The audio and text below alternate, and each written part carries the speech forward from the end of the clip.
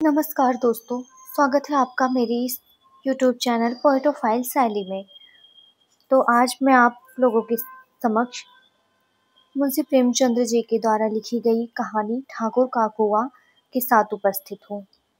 तो चलिए शुरुआत करते हैं।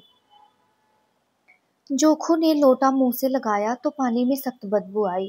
गंगी से बोला, यह कैसा पानी है, हमारे बास के पिया नहीं जाता, गला सूखा जा रहा है और तू सड़ा पानी पिलाए देती है।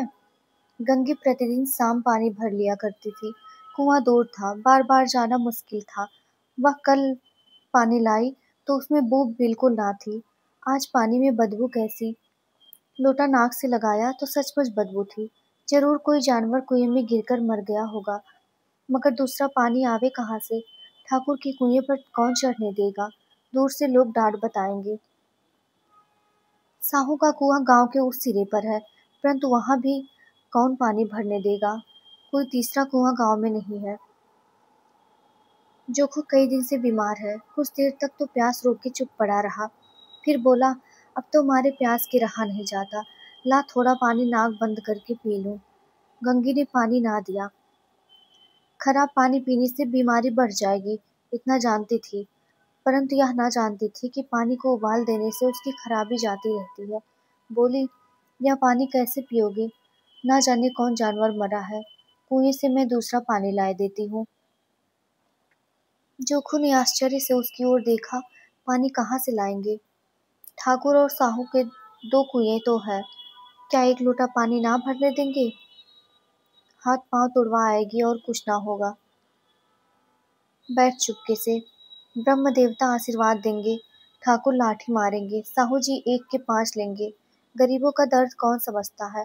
हम तो मर भी जाते हैं तो कोई द्वार पर झांकने नहीं आता, कंधा देना तो बड़ी बात है। ऐसे लोग कुएं से पानी भरने देंगे? इन शब्दों में कड़वा सत्य था।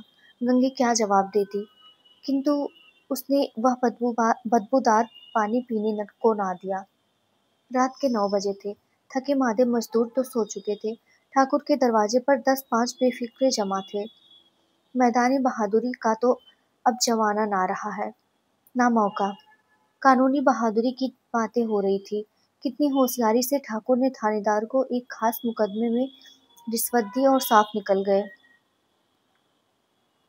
कितनी अक्लमंदी से एक मार्के के मुकदमे की नकल ले आए।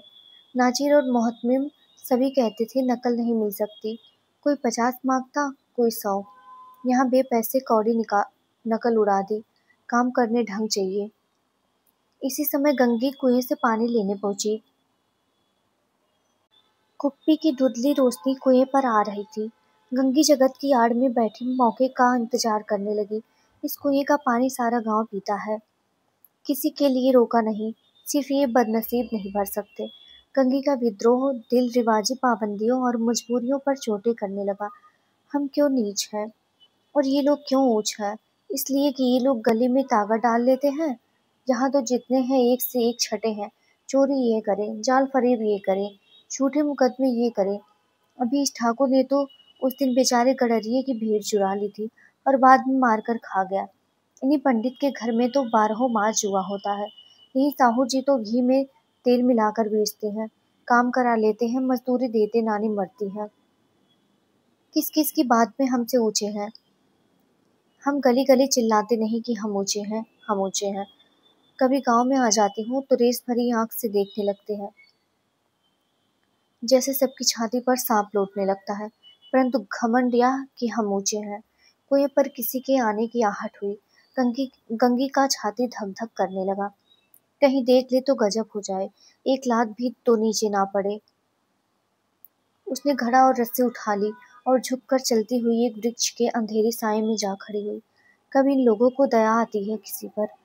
बेचारे महगू को इतना मारा कि महीनों लहू थूकता रहा, इसलिए तो कि उसने बेगार ना दी थी।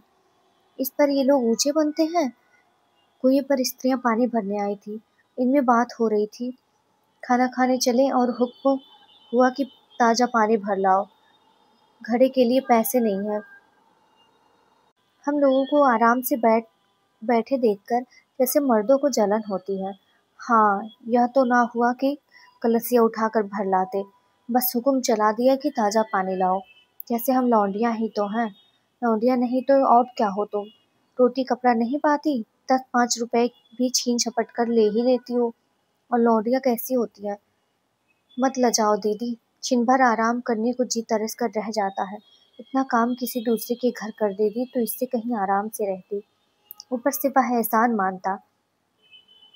यहाँ काम करते करते मर जाओ पर किसी का मुंह ही सीधा नहीं होता। दोनों पानी भरकर चली गईं तो गंगी वृक्ष की छाया से निकली और कुएं की जगत के पास आई। बेफिक्रे चले गए थे। ठाकुर भी दरवाजा बंद कर अंदर आंगन में सोने जा रहे थे। गंगी ने क्षणिक सुख की सांस ली। किसी तरह मैदान तो साफ हुआ। अमृत चुरा लाने के लिए जो राजकुमार किसी जमाने में गया था वह भी शायद इतनी सावधानी के साथ और समझ बूझ कर ना गया हो। गंगी तबे पाव कुएं की जगत पर चढ़ी। विजय का ऐसा अनुभव उससे पहले कभी ना हुआ था। उसने रस्सी का फंदा घड़े में डाला, दाएं बाएं चौकन्नी दृष्टि से देखा, जैसे कोई सिपाही रात को शत्रु के किले में सुराग कर रहा हो। अगर इस समय वह पकड़ ली गई तो फिर उसके लिए माफी या रियायत की रत्ती भर उम्मीद नहीं। अंत में देवताओं को याद करके उसने कलेजा मजबूत किया और घड़ा कुएं में डाल दिया। घड़े ने पानी में गोता लगाया, बहुत ही आहिस्ता, जरा भी आवाज ना हुई। गंगी ने 2-4 हाथ जल्दी जल्दी मारे। घड़ा कुएं के मुंह तक आ पहुंचा। कोई बड़ा सहजोर पहलवान भी इतनी तेजी से ना खींच सकता था। गंगी झुकी कि घड़े को पकड़कर जगत पर खींचे कि एकाएक ठाकुर साहब का दरवाजा खुल गया। शेर का मुंह इससे अधिक भयानक ना होगा। गंगी के हाथ से रस्सी छूट गई। रस्सी के साथ घड़ा धड़ाम से पानी में गिरा और कई क्षण तक पानी में हिलकोरे की आवाजें सुनाई देती रहीं। ठाकुर कौन है, कौन है पुकारते हुए कुएं की तरफ आ रहे थे और गंगी जगत से कूदकर भागी जा रही थी। घर पहुंचकर देखा कि जोखू लोटा मुंह से लगाए वही मैला गंदा पानी पी रहा है। तो ये थी कहानी। आशा करती हूँ आप लोगों को पसंद आई होगी और अगर आपको अच्छा लगा हो तो मेरे चैनल को लाइक शेयर एंड सब्सक्राइब करिएगा और आगे की कहानियों के लिए मेरे साथ जुड़े रहिएगा।